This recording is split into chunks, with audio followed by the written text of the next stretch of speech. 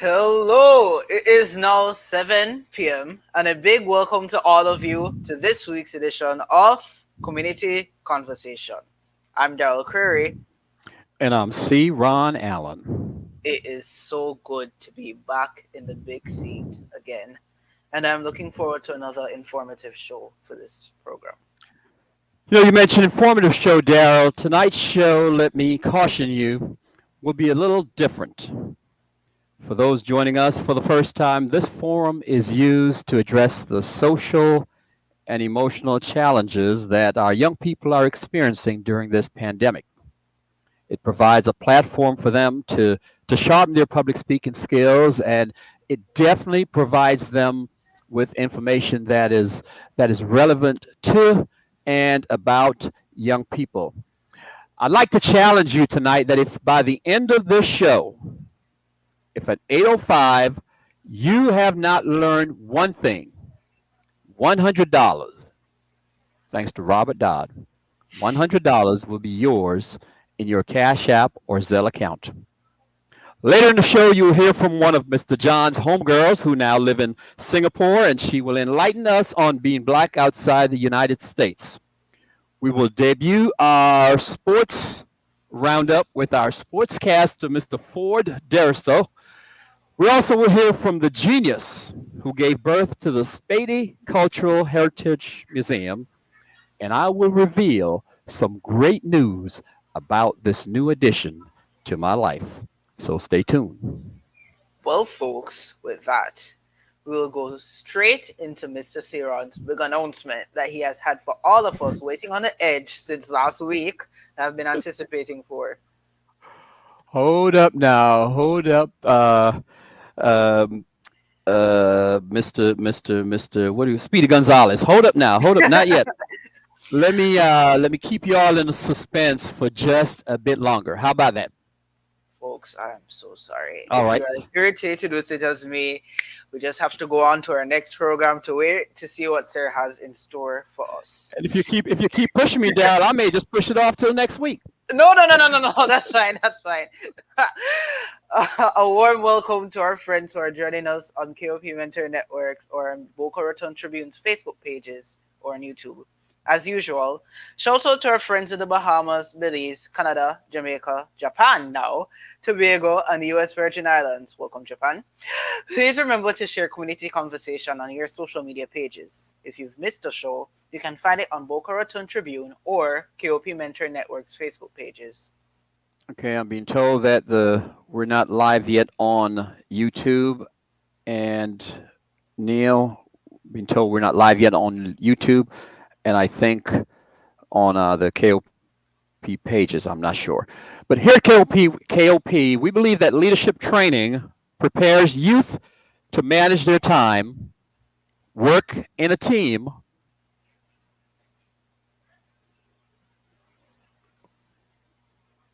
Can you hear me? Oh, yes, sir, we can hear you. Okay, we believe that leadership training prepares our young people to manage their time, work in a team setting, set goals, start conversations, facilitate meetings, yes, and make effective presentations, all of which are positive life skills that they will carry to adulthood. Please direct your attention to our friend, Mr. John Maxwell, for our leadership moment. John Maxwell here. Welcome to Minute with Maxwell.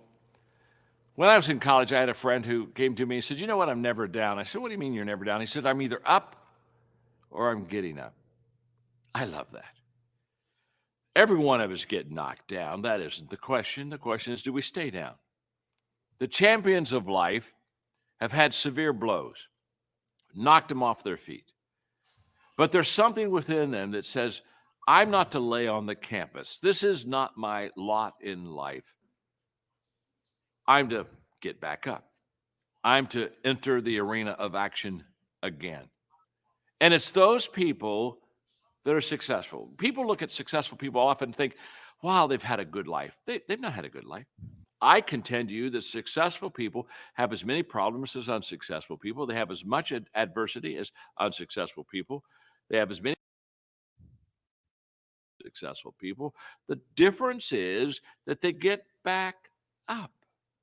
So the question is not, have you had a bad day? Have you had a blow that's knocked you down? We all have, we all will. It continues in life. The question is, do we get back up? The people that succeed in life, they have a desire to get back up.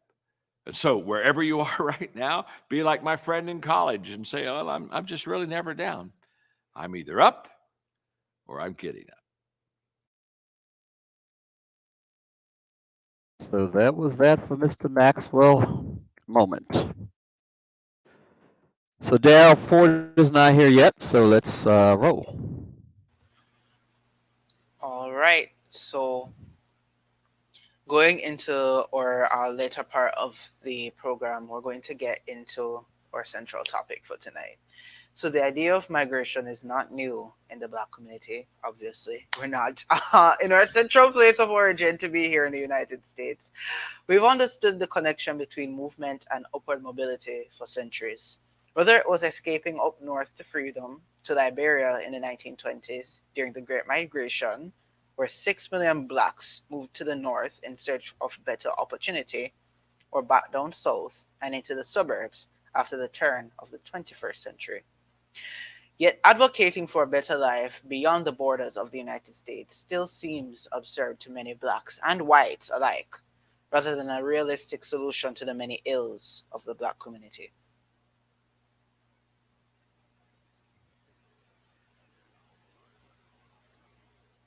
You should know that, Mr. Ciron, several prominent Black Americans, like expatriates of all races and ethnicities, leave the USA temporarily or permanently for different reasons, in search of a better quality of life, for work opportunities, to marry or retire abroad, for tax reasons, and for adventure.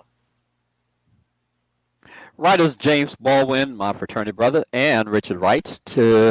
We have entertainer Josephine Baker. They relocated to Paris. Wright and Baker, they both died in France's capital. I'm sure Miss Farrington knows a lot about that. Point Langston Hughes. He was part of an expatriate community in London. Jazz and blues singer Nina Simone. She decided to see out her days in France, and after she stopped performing, she never returned to what she called the United Snakes of America. Simone also lived in Liberia, Barbados, Belgium, and the United Kingdom, the Netherlands, and Switzerland. When she died in 2003, her ashes, at her request, were scattered across several African countries. Please direct your attention to your screen for an in-depth conversation with one woman who changed her zip code. Perhaps permanently. Hey guys, welcome to another episode of the Melanated Files. My name is Ranzo, and today... Hey guys, welcome to another episode of the Melanated Files. My name is Ranzo, and today we're joined by Ashley Woods right here in Singapore. It is a cool day. I'm sweating a little bit, but that's not that bad, right? So we're gonna get into her.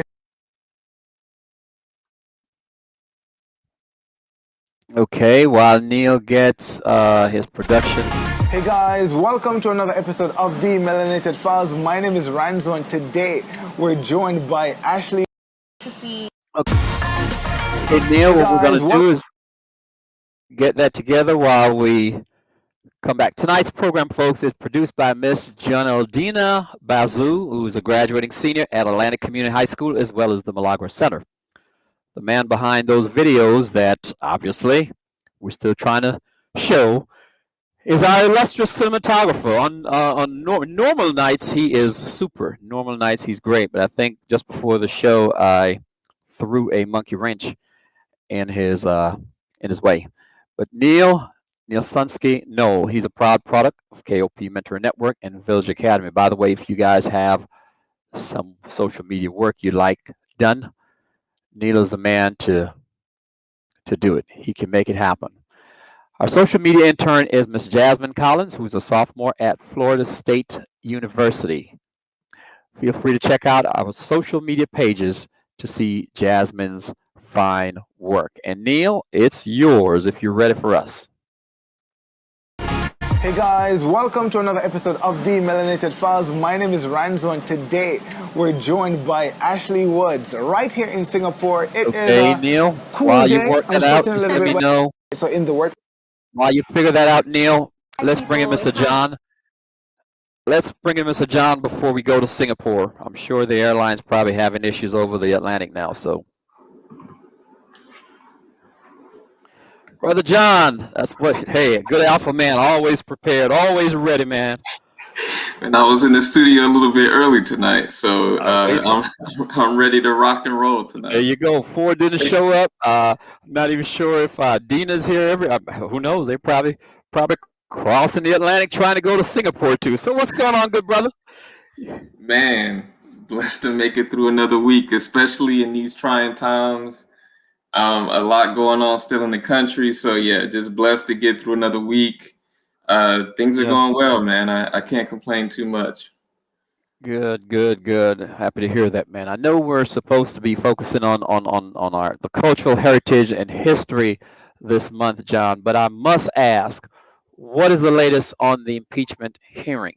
You know, there's a strong possibility that our past, or let's just past president, will not be convicted.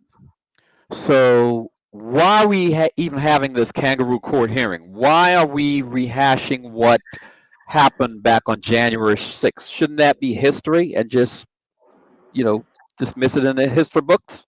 Man, first I want to, prayers to the families and the victims of that tragic day.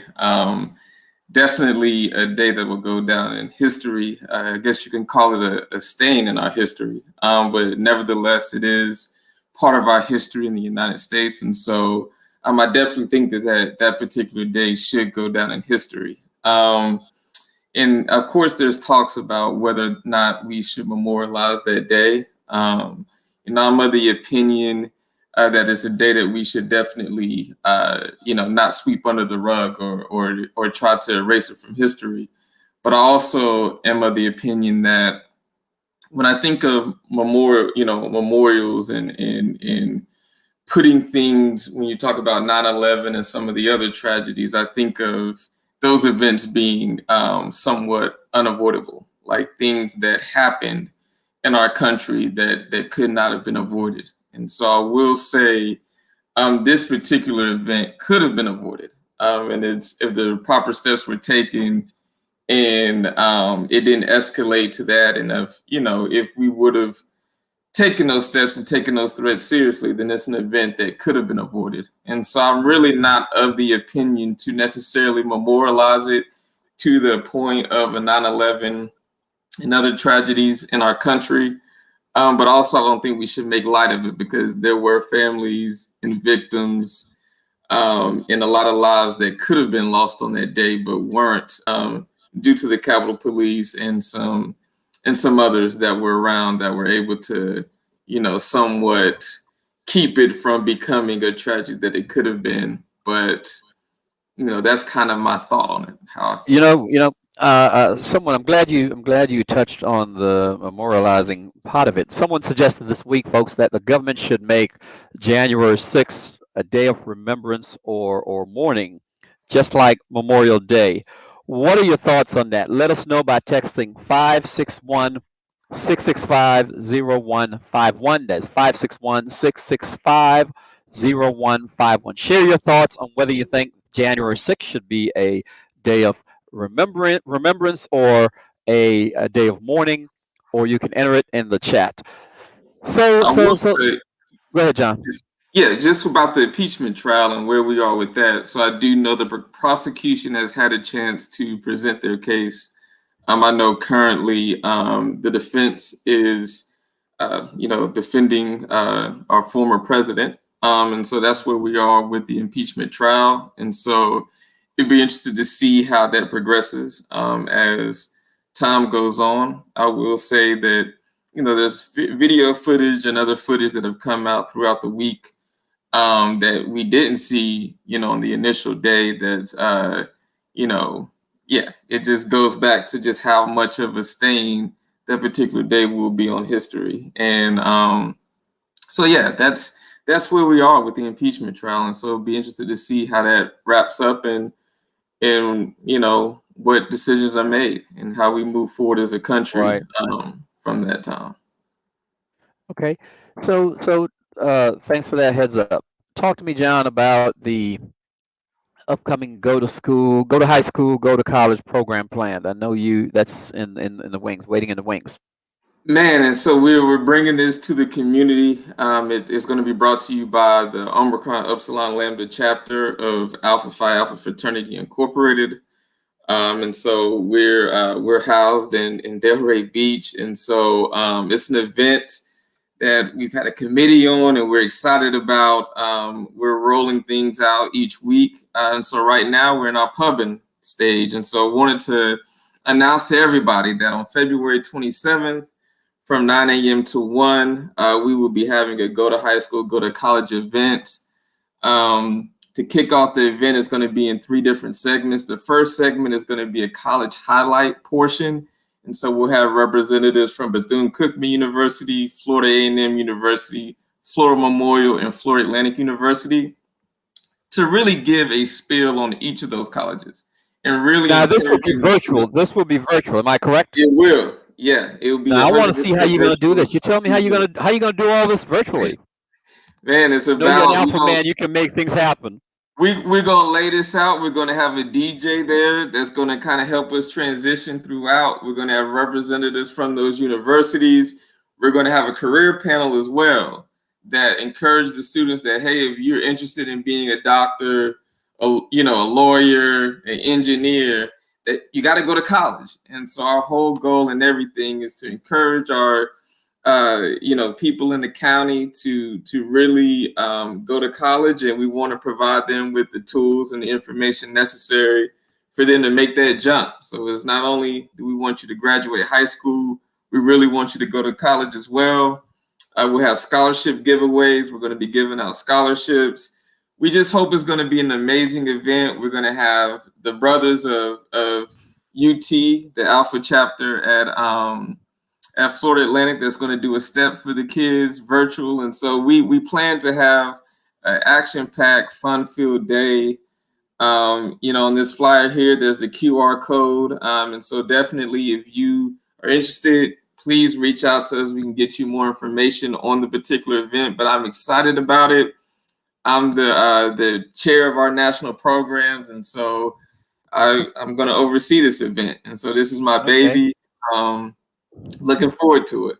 So we know it's going to be good.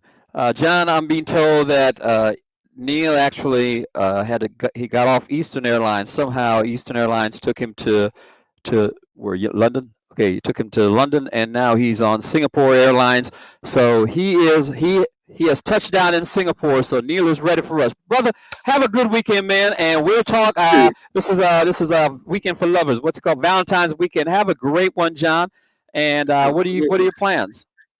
Yeah, I have my girlfriend to be coming down, so I'm looking forward to spending the weekend with her, and yeah, just try to stay safe, man. So we're not gonna do a whole lot, but looking forward to kicking it, man. And my birthday is actually on Tuesday, so February 16th. I'm getting older, so it's going to be a good Valentine's Day weekend, birthday weekend coming up. So I'm excited about it, man. Well, happy birthday in advance, brother. We'll have your singers for you next Friday night. But Neil has cleared customs, and now he is ready for us in Singapore. Neil, what do you have? I guess he got detained, Daryl. There he is. Singapore, where we go? Welcome to another episode of the Melanated Files. My name is Ranzo, and today we're joined by Ashley Woods right here in Singapore. It is a cool day. I'm sweating a little bit, but that's not that bad, right? So we're gonna get into her story right now. So Ashley, so tell me, why Singapore? I feel like my reason for being in Singapore is pretty shallow. I was living in the Bay before in California, and I felt like the weather was so dry. I was thirsty every day. I couldn't breathe. My throat hurt. Yeah. So I said, look, I just want to live somewhere that's humid every day. Okay. And I put a couple different places in my map. I had never heard of Singapore. Really? And I like zoomed in Google Maps and saw that it was close to the equator. And we had an office here for my job. Okay. So I applied for a job in Singapore and I got it. And that's kind of how it brought me here. Just warm weather, honestly. Oh, wow. How long have you been in Singapore? I've been here 2 years. 2 years, So okay. my visa's expiring. I'm about to renew it for another 2. Oh, wow. Yeah. So what do you do? What brought you here to Singapore? Yeah, so I work in marketing, Okay. in brand and reputation marketing for Google. Okay. So I was working for Google at headquarters in Mountain View, and then I came over with the same company. It's been great being here. Okay. So what has your Black experience been like in Singapore? How do you find it in comparison to other states? So I lived in the Bay, and I always said the Bay is dry. I felt like there were Black people, but I came from Atlanta before that. So it's nothing like living in Atlanta. There's nothing like the number of Black people that you see there. So coming to Singapore felt very similar to the Bay for me. Oh, okay. The Bay has a lot of white people, a lot of Asian people, some Black people. It's kind of a mixture of everything, and that's what I felt like Singapore was. So being Black here was very similar. I always tell people that one thing about Singapore is that it's the first time I've ever felt American. Oh, wow. Wow. I've heard this like First twice time. today. Really? Yeah. Yeah. Yes, because Wow. in America, you can't be, I've never heard of anyone calling me American. I've never heard that term.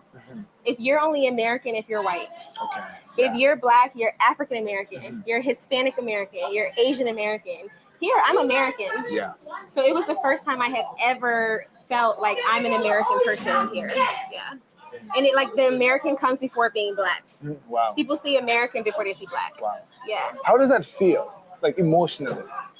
It was tough at first because I had this, I think, negative idea of what like American looked like the flag and the Confederate soldier. Oh, And wow. I had this negative idea. And when someone called me American, I was almost offended. And I was Oh, like, wait a wow. minute, I am American. But I was so used to being called African American Yeah. or Black. Mhm.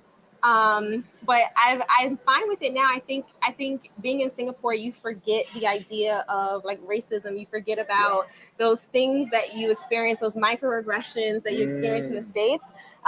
So for better or for worse, you start to forget those things, Wow. which can be a good thing in the moment. It can be a relief from being in the States. So yeah. Okay. So the general attitude towards Black people, in your opinion, is positive in Singapore? Oh, for sure. Not even just in daily interactions. I think also in the like music culture.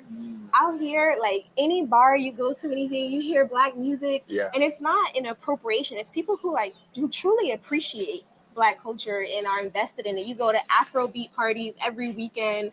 You go just all these different places you can go and experience Black culture with people who actually love it and appreciate it. Yeah. Yeah. And I think that's really dope. Okay. How do you find the Black community in Singapore versus back in the States? Right, because we just attended your lunch, right? Yeah, Amazing, really cool vibe, really chill, like a wide, like a very diverse group, I should say. Correct. It's diverse. It's so many European Black people out here Yeah. that it's great to see so many people who are like straight from Africa out Yeah. here. You have American Black people, you have Hispanic, you have this one girl from Brazil out here today. So I think the diversity of it allows me to expand my mind of what being Black means. Yes. Because yeah. you believe that Black is just one system, like in the States, like all my friends were Black. And then you come here and you're like, wow, Black has so many different meanings and so many different people and so many different experiences that I found the community out here great.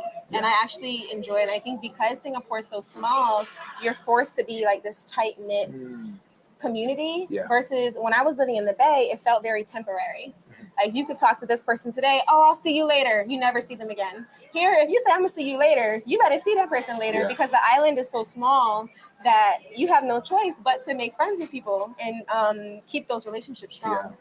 Okay. Yeah. How do you find the work culture here, right? Because just like you said, it's almost like, well, in terms of being Black, right? It's like, well, there's a departure from just the label of being Black, but American now.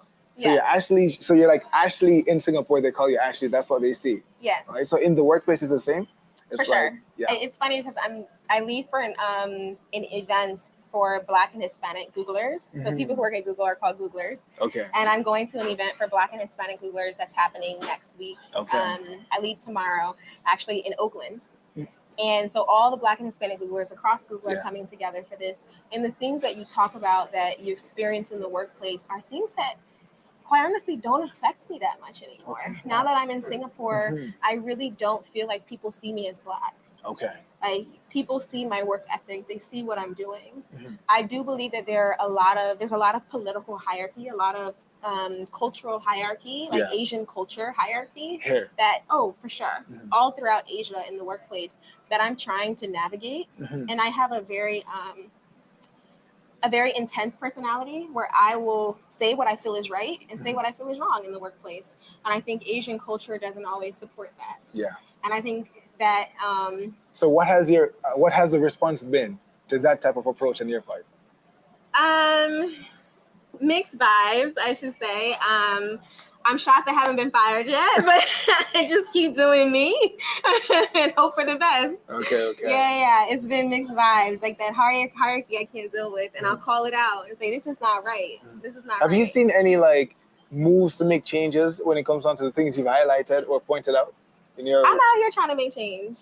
I'm out here trying to make changes in the workplace. There are a lot of differences between men and women in the workplace in Asia that I see, and it's not okay. In the way that some women are treated in certain countries that I've seen with my own eyes. Is sexism big here in Singapore?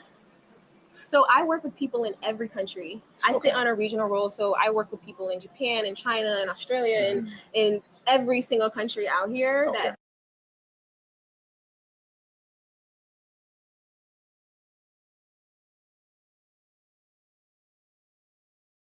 I work with people in every country. I sit on a regional role, so I work with people in Japan and China and Australia and in every single country out here that we have offices. So I see the mixes depending on the market. Okay. Yeah. Oh, wow. All right, so tell me about, let's see. We're talking about Singapore. What do you like the most about being here in Singapore? The weather. Overall. The weather, that's it. That's it, right? Yeah, I'm sweating a little bit now, but the weather, definitely for sure. I like that it's chill. I lived in New York for like a little bit. I hate New York. It's so dirty. But here it's clean. It's just good vibes. Like you just walk around and feel at peace. Like I live on the waterfront. I love living near water. So you just feel like this peace. Beautiful nighttime views, Marina Bay Sands, the skyline views of the Central Business District in downtown. I just think it's such a chill place to live. Yeah. Is there anything about it that you don't like? Oh yeah. I love the food here, but the food can make me very sick sometimes because a lot of parts of Asia, the food quality standards are not quite as high. Okay. And I know in America there's a lot of hormones, etc. But I think out here especially, things don't have to be as clean. So it can make you very sick. I think in Singapore, food poisoning is like I feel like at my job on a daily basis, someone's out of food poisoning. Really? Wow. Yeah. Wow. So, okay. So Google is one company, right? Yeah. So you're saying the culture is different in Singapore versus the States? Oh, for sure. So in every office. Oh, wow. So the issues that you guys talk about or discuss at the event you're going to, is you think it's more relevant in the States in terms of like racial tension or race relations in the think workplace? with Black people, yes. I think there's a lot of racial tensions in the Singapore office, but not with Black people. Okay. But as far as being Black, completely different experience. I think you bring with you your Blackness, you bring with you your experiences though. So there are times I think when something might happen in the workplace and I take it to mean one thing because it meant that thing in the States. Okay. So if someone said or did that thing, it would have been a microaggression, it would have been racism. And here it might be ignorance, but not in an ignorant way like I just don't want to know. The ignorance like I've actually never seen this before. Okay. Right? So there's a little bit of a difference. Like someone asked me one time at work when I first started, she said, is it okay if I call you African American or do I need to call you Black? I just want to make sure I don't say the wrong thing. Because she just had never met an African American person to ask that question. So it's not that she meant it in a bad way. It was just she wanted to make sure she didn't offend me, which I appreciated. So she was a Singaporean? She's been in Singapore long enough. She's probably Singaporean at this point. Okay. But she's Indian. Okay. In terms of working at Google, right? Yeah. What is it like being a Black woman working at Google? What's that experience like? Tell me about the process to get there and your experience so far. My process to get to Google is very unconventional. Okay. It's a very long story. Long story short, I feel like I was meant to be here, and my resume made it through. It's a very long story. I didn't have the typical journey, but as far as being Black at Google, I think we have such a strong community. Such a strong community, such a network of the most intelligent Black human beings. Wow. Who you can sit down and have a conversation about politics and then turn around and be ratchet and then turn around and like you be talking about the education system in America and then you have a very deep conversation about racism all in the same hour, right? Wow. And I love it. I love the Black community at Google. When I was living in California, I would say maybe 90% of my friends were Googlers, were Black from the Black Googler community. Very powerful community for sure. How important do you think Black people in tech is? In my mind, I think it's really important in terms of progressing even as a people forward because tech runs the world right now. Yeah. Right? And if we're not in those spaces, I feel like underrepresentation is a big thing, I think. And I think it's a handicap for Black people. What do you think from being on that side? Yeah, we actually have some people who do talks about this, about inclusiveness. We have a girl named Annie. There was someone named Nancy who left and went to Uber who did a lot of this work at Google as well before about like inclusive tech. So things as small as if I'm searching for some sort of like bug, like a spider bite or something, and you search for the image and there's no brown skin. And it's not just Black people, it's Indian people who say this, it's Spanish people, anyone that's not white. Yeah. And you don't have representation even in search images. And that's a problem. Yeah. And we have a lot of people who are on the ground, engineers, marketers, people in HR who care about these issues, who are trying to push through and make our products as representative as possible for Black people. So being there on the ground helps a lot. And I know there's things on YouTube of like sink manufacturers, like the automatic hand washing sinks, and a Black person puts the hand in, it doesn't work, and a white person puts the hand in and it works. Like those types of things. Some of the doors, it's crazy, right? If it's not tested on Black people, how are you gonna make it work? Wow. Plus, I always tell people like we have Googlers from Haiti who grew up with no running water, no Wi-Fi. Googlers from all parts of the world who grew up with different resources.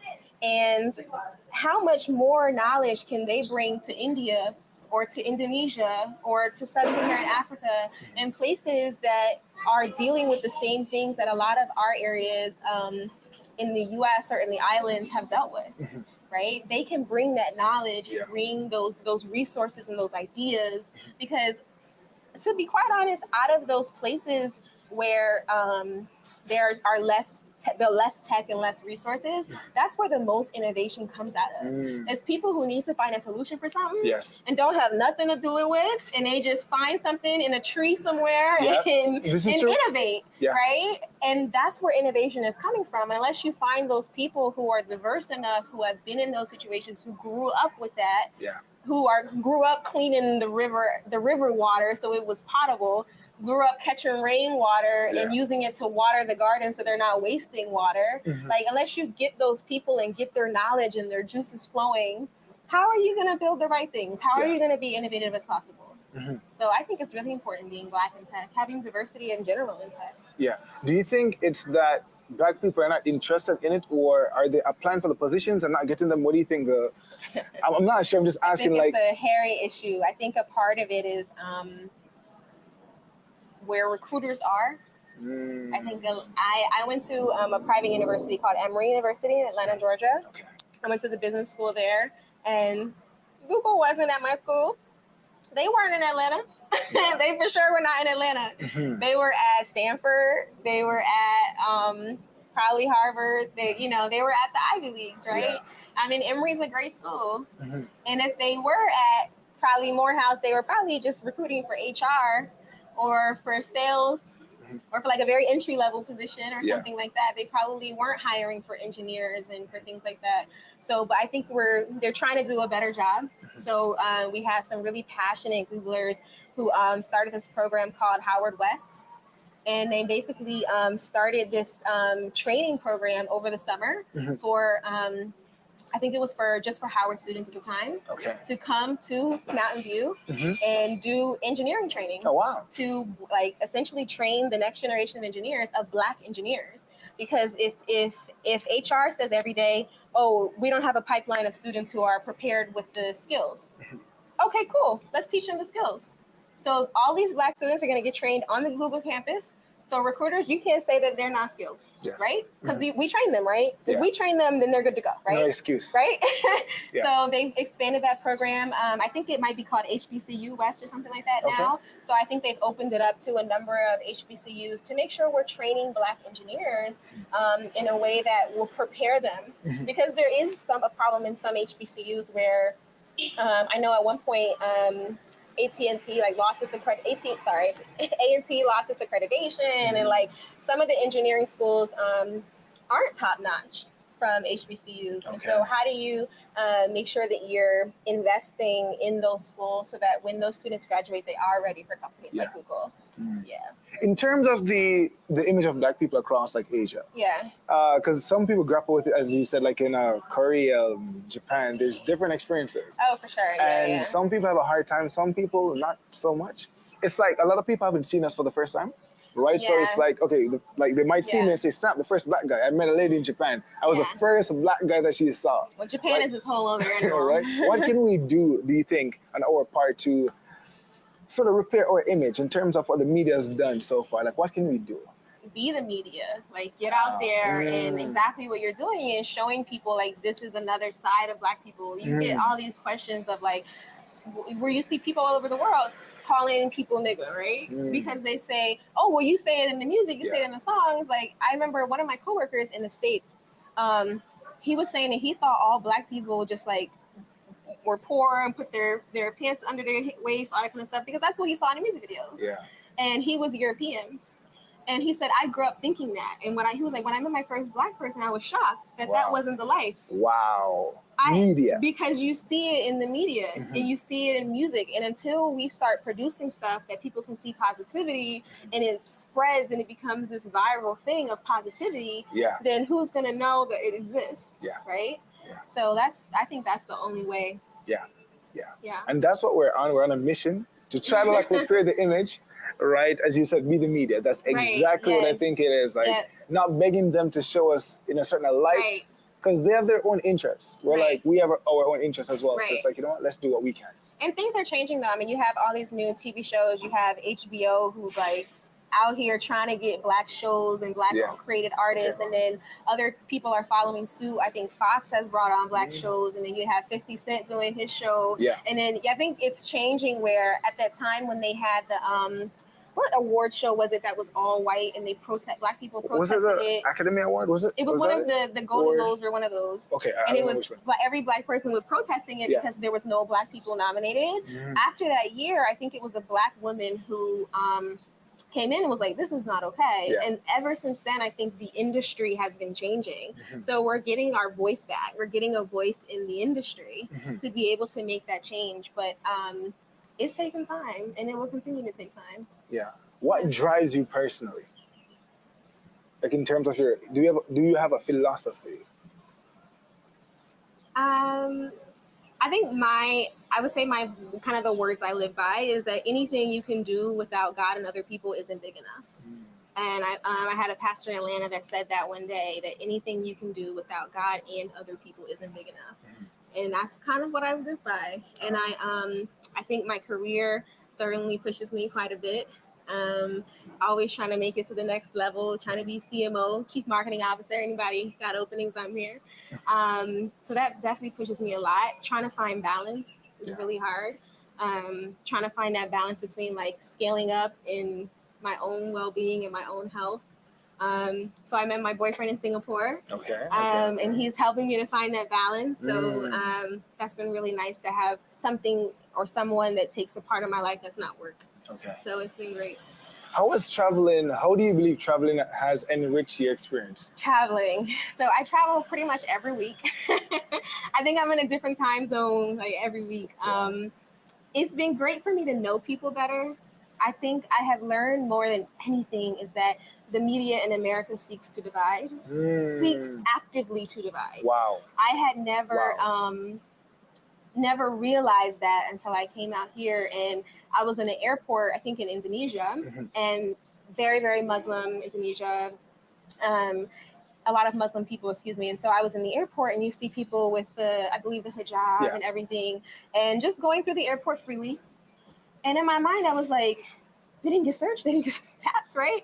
And it was like, this is great, where people don't feel violated in the airport. And then I went to the States for the first time since being here after a year of living here, and people were getting pulled aside and people were getting searched. And I was like, oh my God. Wow. We grew up in this place of being divided. And I met this guy who has been a friend of mine who's Muslim. And I told him when we first met, I said, look, I don't mean to offend you and I'm so sorry, but the only thing I've ever seen about being Muslim in the States is terrorism. Wow. I was like, so I'm so sorry. If you could just help me understand what it means. And it wasn't until moving out here that I took the time to learn things outside of my race. And I don't know if anyone's going to take this out of context, call me ignorant, call me whatever you want to call me. But I grew up in the South, in the U.S. You had Black people, you had white people, and you had Asian people who worked at the Chinese restaurant, right? So I didn't know anything but that. So coming out here has shown me that there's a lot of division happening, and you have to get out here. You have to get out and see the world and learn that the way people show the world is not it at all. I met someone from Egypt during a time when there was everything on the news was about Egypt and danger. And I met someone from Egypt. He was like, it's nothing like that. He said, look, the media is showing that one little street that had that one protest that day, and they showing it for weeks in America. But we cool out here. Yeah. And I was like, wow. You see, it all comes back to media, right? It all comes back to media. Exactly. Wow. And that's one thing that I think as Black people we're up against. Yes. And it's like once you leave, as you said, it's like you're almost like you're enlightened. You're exposed to the truth. Yes. Right? So okay, so you guys see it. This is reinforcing the mission. Right? It's so important. So tell me, like, any advice for Black people that are looking to actually move into this region or Singapore? Before advice, I would caveat and say it's hard. Okay. It's a tough journey. I think when I moved out here, everyone said, oh, it's so great. The weather's great. You can travel. Like, come on down. And what they forget to tell you is that it sucks at first. Okay. And you're going to be heartbroken for a long time. And you're going to cry a lot. How so? And why? Because you're alone. You don't know anybody. You're moving out here. It's not just about being Black. It's about picking up your life to a place you don't know anyone. Yeah. I've picked up my life 4 times. Right? And to do it on the other side of the world, it was like, when am I going to be done with this? And you hit a depression. You have to deal with the difference in work culture. You have to deal with a lot of stuff that can take over your heart. It can take over your spirit. And it is really hard. And it takes people months to get over that hump. So before people tell you, come out, it's great, you need to see the world, just know it's going to be hard with that expectation. And then I'll give you the encouragement. Okay. It's good. It's important. So what else? Like, what advice would you give them beyond that once? Just do it. Just do it. So prepare yourself for like the initial culture shock, the loneliness potentially. Prepare yourself. Right. So how can they do that? How can they prepare themselves for that? Little moves at a time. So like I moved to Atlanta. I didn't know a soul. It was my first time having to restart my life. I was in New York for a little bit. I moved to California, which felt like the other side of the world. Oh, wow. When you're on the East Coast of the U.S., California is a whole new world. And then I moved out here. It was like little pieces. I don't think I could have came here straight out of the South. Okay. From North Carolina to Singapore. I don't think I could have done that. I think having little like migrations definitely helps in preparation. And I don't think there's anything that can prepare you. You come out here and you just have to come in with the expectation that it's going to be hard and be ready for it. You have to be, it takes a very strong person. This is not for everybody. Okay, wow. Yeah. Wow. Okay, so do you mean emotionally it takes a strong person? Yes, like, for sure. So in terms of moving from where you are, like familiarity into like an unknown environment, so that's challenging. That aspect of it. Unknown environment, you leave your friends, you have to restart your life, you leave the food brands that you know, the Crest toothpaste, and like just the basics change a lot. Like if the walls in my apartment are made of cement, so I can't nail in my posters and my paintings, and those are seem very small, but they change your environment. They change your environment, and so you lose, like you said, that familiarity, and it can be really, really tough. I think Singapore, because of its diversity, is a little bit easier. I think Japan, it's homogeneity. I don't know if I could do Japan. I think if I spoke Japanese, I would be able to do Japan. Could never do China. There's a lot of places I could never do. I don't think I could do Thailand. I think Singapore may be the only place in Asia that I could do. All right, so I wanted to ask about a lot of people when I interview them from like different countries, right, in terms of Asia primarily, they talk about safety as it being a big thing, right? Do you feel that as well in Singapore? Is that something that you like that was an issue for you back in the States? Like for me, even when I visit the States and I walk around, sometimes, not all the time, but when I encounter a police officer, I gotta say, like, there's this intense trepidation because you never know what's gonna happen. Do you feel like you've escaped that feeling, or have you experienced that? Oh, totally escaped. It doesn't exist here. I went to Paris. When I was in Paris last year, I had my entire bag stolen, my passport, everything, because I had been in Singapore so long that I lost my wit. Oh, wow. I lost my, like, keep everything together. Don't, like how you left your camera in the room, you would have never done that anywhere else, right? Like you would have never, he left his camera out in the middle of the street. It was on the ground, actually. In Japan, it's okay, but in other places, no. But you lose your wit sometimes. And like I was in South Africa, in Johannesburg, and I was like, keep it together, because I had to remind myself, not everywhere is like Singapore. Yeah. So I feel like I have certainly escaped that. Very thankfully escaped that. Tell me, where can people find you online? So I'm on LinkedIn, Ashley Woods. I don't know, you're gonna find me of all the other Ashley Woodses. I'm Black.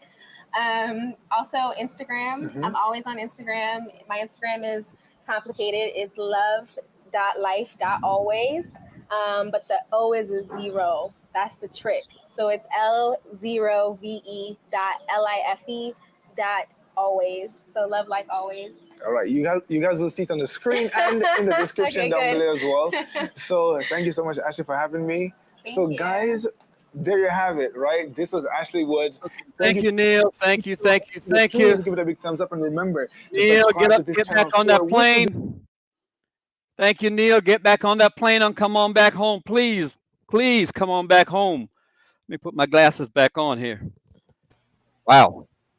All right, just a quick commentary. I'm not sure for our Caribbean viewers if your antenna just went up when you heard that, but Miss Woods made a comment that there was a bit of a difference in not being able to hang up her paintings or other pictures. I'm not sure where she would find a problem with concrete or cement walls. Back home, that's all I knew for. So I think maybe that's just a difference in. Well, you know, Daryl, I think she said cement walls. Isn't it concrete walls? People use that all the time. But again, folks, let me just say, we are a mentoring. My phone has been burning up. This text, I must have had 17 different texts. Daryl, we got a handful on whether we should celebrate or observe January 6th. We have Jan from Toledo, Ohio, said yes, it should be a day to show respect to the officers who lost his life and the elected officials who had to experience that. And then we have an interesting one here, just going to do two.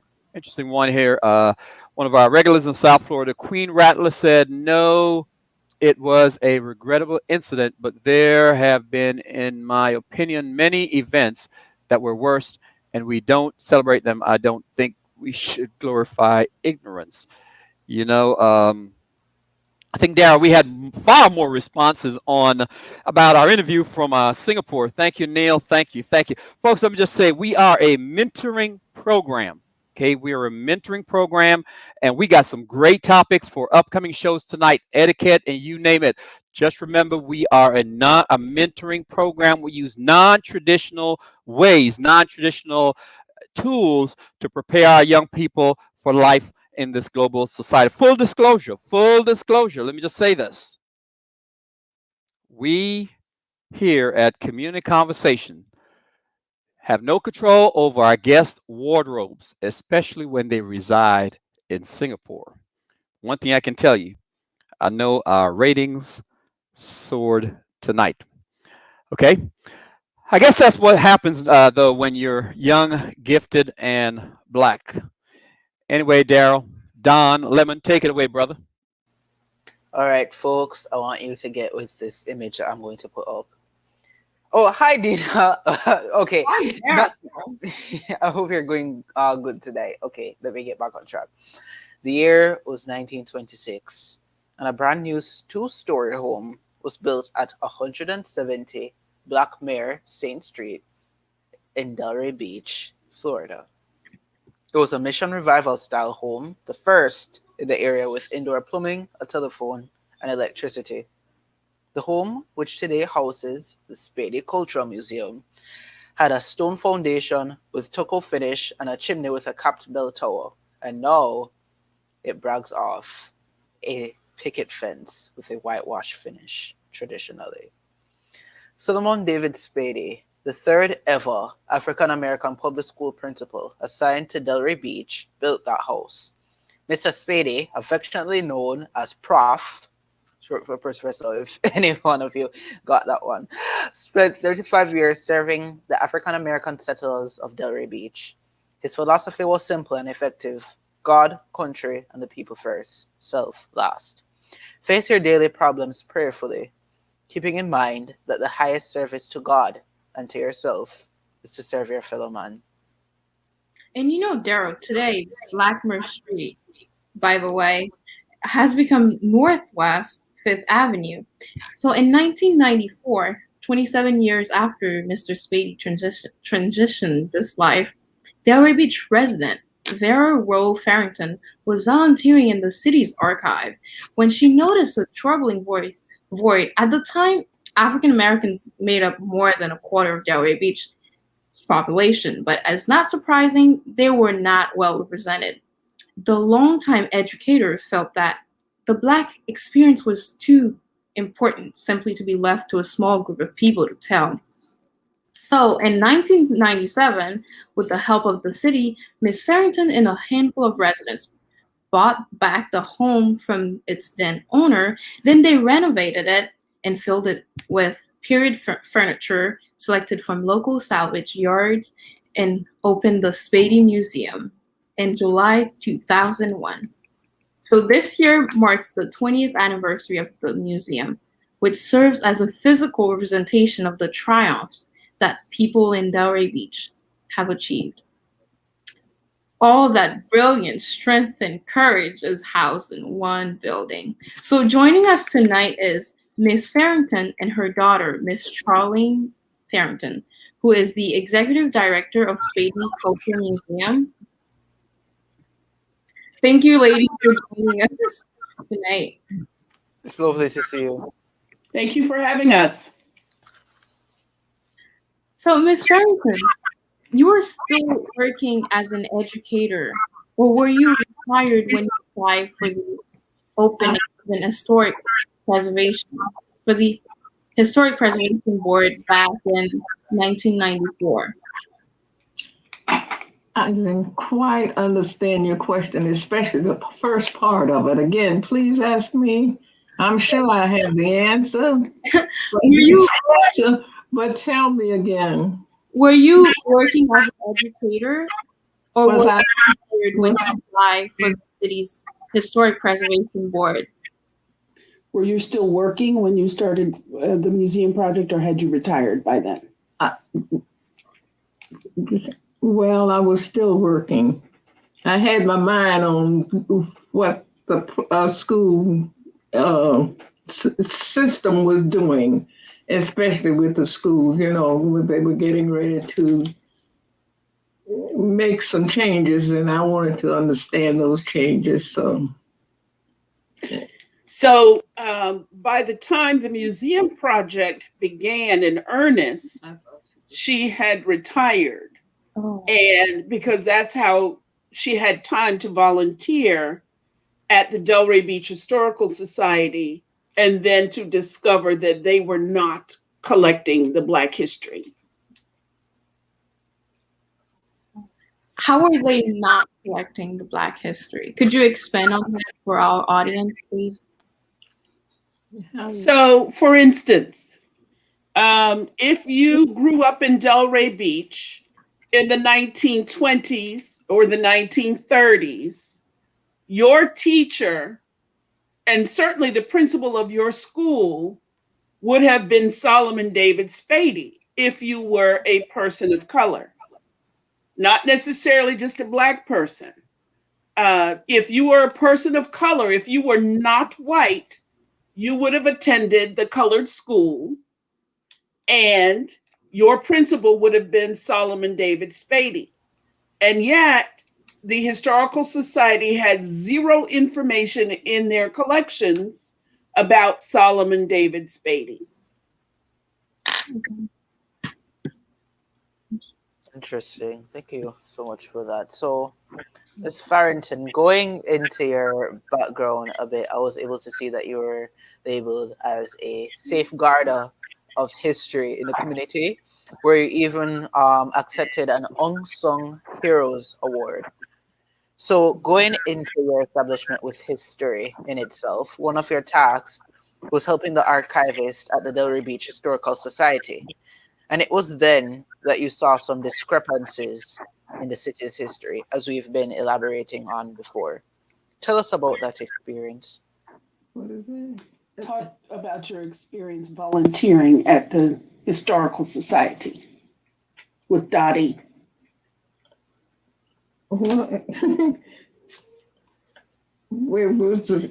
it was just something that I just felt that it was something that I should have done. I became a friend with her. We talked about the general, what is going on in the neighborhood as far as having, what is it? Well, anyway, it just was not necessary. I don't know. It was just a part of my life and my experience. I worked with people of different races and colors, and especially the school during that time for quite a while. And I had nothing to upset me about it or make me become. And it became necessary for me to be, it was just became a part of my life and living. Let's put it that way. The white and Black just came together. The white teachers, the Black teachers, we all just came together. It just one of those things. I just didn't put any big ideas or cheers or experiences or whatever. It was just. So the way she described it to me was it was a natural transition. She had been an educator for her whole career. And then when she realized another need to educate people, it just was natural for her to go forward with this new project and a new way of educating people. So she took it upon herself to learn what she needed to know to establish a museum so she could continue her activity in educating people, youth and adults.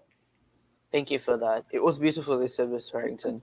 And just for a quick little notice to our viewers, we do see that we're going a bit over time, but we want to be able to extend this part of the program for you guys to analyze the questions. And from what you can see from now, it is clear to say with Ms. Farrington's unitary principle that back in the day, she did not have a Malcolm X type of mentality, to say the least. And that is something that I view as something that can help to transcend towards racial equity. Dina? And let me just again say what an honor it is for us to be learning so much from you and your contribution to the community. You are among a handful of women in Delray Beach who have impacted the city's history throughout the years. When you look back at your accomplishments, how do you wish to be remembered? How do you want to be How I remembered? would want to be remembered? Mm-hmm. I don't know. Well, the way I am now. It's something, it was, I don't know. What do you want people to say about you? But there's nothing to say. It's nothing to say. I just knew people. History. It first started with the black-white, references and exchanging ideas and whatnot from one school to the other, from the black school to the white school. The black teachers and the white teachers started getting together and talking and sharing information about their communities and their experiences in the classroom, and it just went on from there. We became friends with each other. We ate together lunch sometimes if we wanted to. It just rubbed off on us. The way she has described herself in the past is she was doing what she was supposed to do. It would be as if, an adult getting up and going to work every day and bringing home income for the family. She doesn't see it as something that she should receive accolades for. She sees her work in preservation and Black history as something that she was supposed to do. She was given the skill, she was given the opportunity, she was given the desire, and so she was supposed to do that. So she doesn't see, she very, very modestly just doesn't see where the accolades would and should come from. Wow. Something we can learn from just through our part. And for my final question to the viewers out there and to you, if someone wants to volunteer as a docent, how can they contact you? Oh, that's an easy one. www.spadymuseum.com. Go there, send an email to the email address on the website. That email will come directly to me. And I will be in contact immediately with you. And, we can start as soon as the very next day. Perfect. Thank you so much to both of you for coming on tonight, and I hope you have an excellent rest of the evening. Thank you again. Thank you. Thank you very much. You have a good one. All right, guys, that will about do it for this week's edition of Community Conversation. I, for one, feel whole knowing that right here in our city of Delray, we have that beautiful piece of history that commemorates our identity as Black folk and what we meant to progress through time to get where we are today, presently. We hope that you learned something tonight that will make a significant impact on your life. If you didn't, and Mr. Ciron owes you $100, don't forget that this year. Young people, there is no greater investment you can make on a Friday night than being with like-minded peeps on Community Conversation and with me and Dina, of course. Thank you to all of our guests for participating to enlightening us and texting us for responses and opinions for tonight's program. That was beautiful of you. Thank you. And a big sincere shout out to the Boca Raton Tribune for simulcasting us on Facebook and YouTube. A special thanks to our sponsors, Healthier Delray Beach, Blanc New Look Barbershop, DNA Total Fitness, Jeff Stern CPA, Wellness Financial, Roots and Wings, Ezra Krieg, Martha Eisenberg, and Doug Young. As we wrap up tonight's session, we leave you with this message.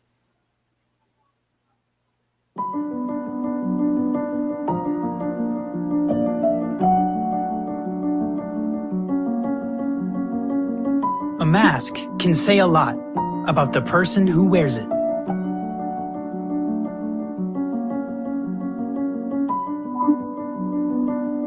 but even more about the person who doesn't.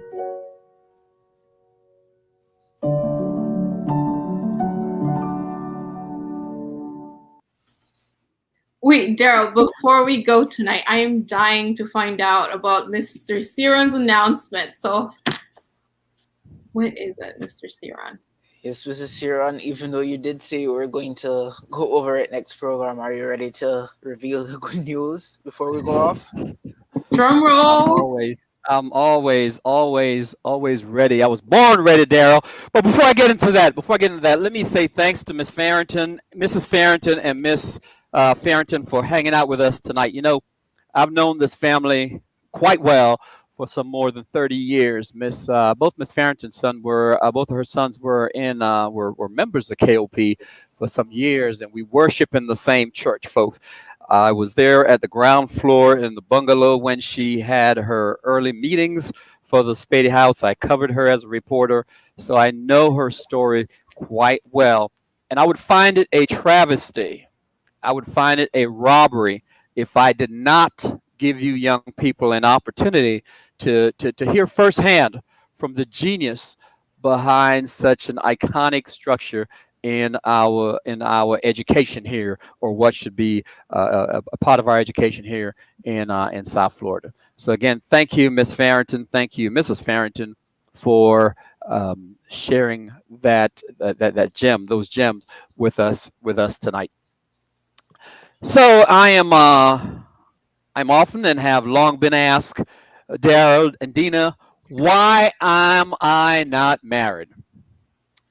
Well, many people think I would make a good partner despite my hectic work schedule. And so many of you called me this week and text me to congratulate me on my engagement. Hold up before y'all start screaming. Well, many of you who have followed me as a reporter over the years know about Milo. For 9 years, Daryl, Dina, and for those of you who don't know, in fact, you guys have heard the Milo story numerous times, but for those in out of state and those who have never heard it before, for 9 years, my road dog, my buddy, was Milo. My best friend was Milo, a Jack Russell Terrier who traveled with me, and we were inseparable. 9 years ago, after a bout with cancer, Milo went off to doggy heaven as he laid in my arms. Anyway, just last week before the show, my friend Mr. Mario, who served with me in the Navy for many years, called me and asked, would I like to replace Milo? You know, Neil, I stopped him short and I said, can no dog replace Milo? You guys who have dogs know the feel. He said his dog had a litter, and later that evening, in the middle of the show, you guys, I'm not sure if you realize, but in the middle of the show, I had to hop off. He showed up at my door with this little man, and you probably hear him in the background barking, and because he knows someone else, there he is, someone has stolen my heart.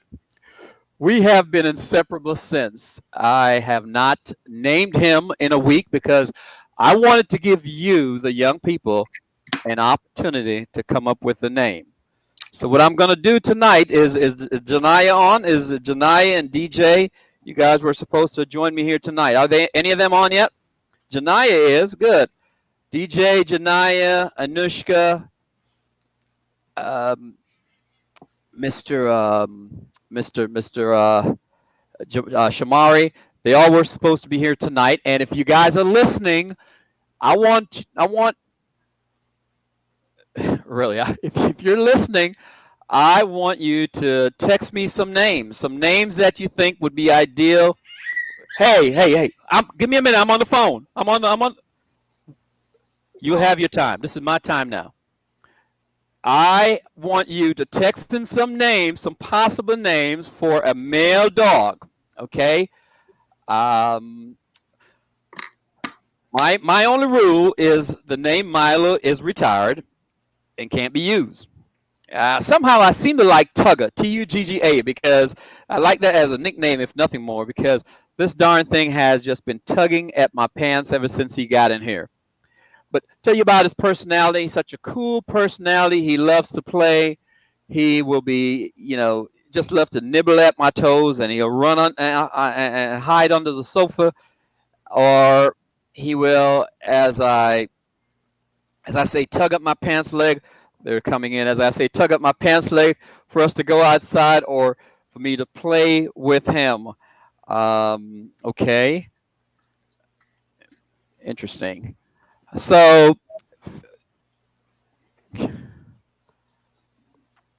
okay. I have a few here. Pilot, Pilot. We have Mug, because I guess you're showing that. Okay, Neil. Mug, because he has such a cute mug. Cam likes Coda.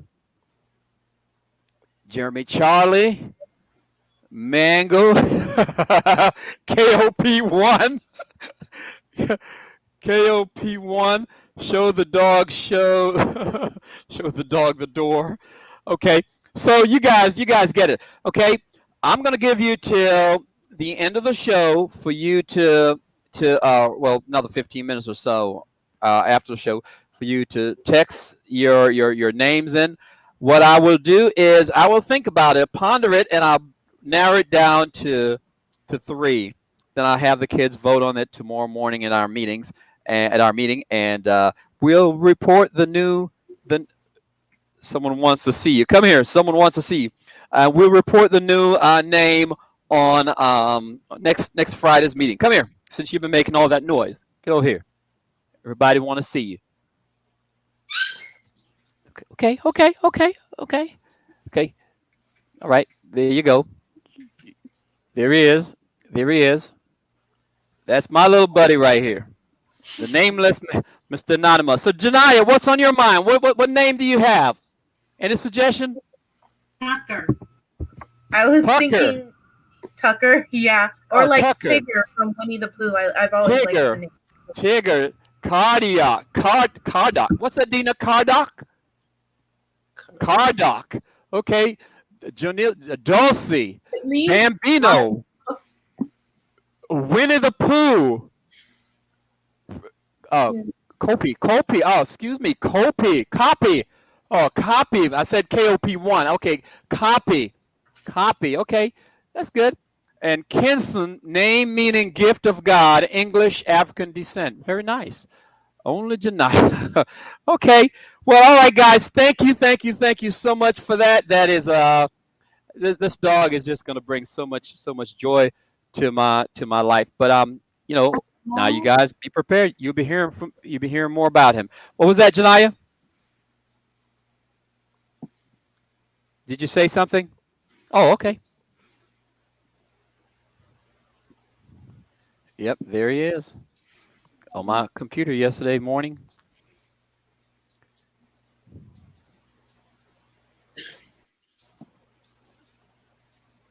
Charlie seems to be a pretty Tucker or Tigger, like the Winnie the Pooh. Okay. Thank you, Janiyah. Well, like I said, I will compile these names. Thank you, Dina, for putting that together, and we will narrow it down. Anyway, Mr. Darrell, the show is yours. You told him 15 minutes, and you're on time.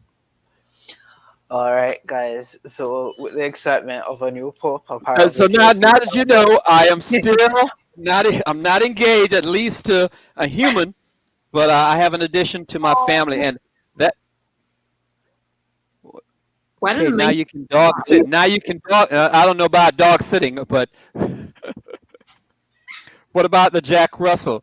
Yeah, well, I'll take a Jack Russell if you still. Well, he pretty soon he's going to need some company, I'm sure. And if you have a Jack Russell, I may consider it. But all right. Anyway, guys, it's been real.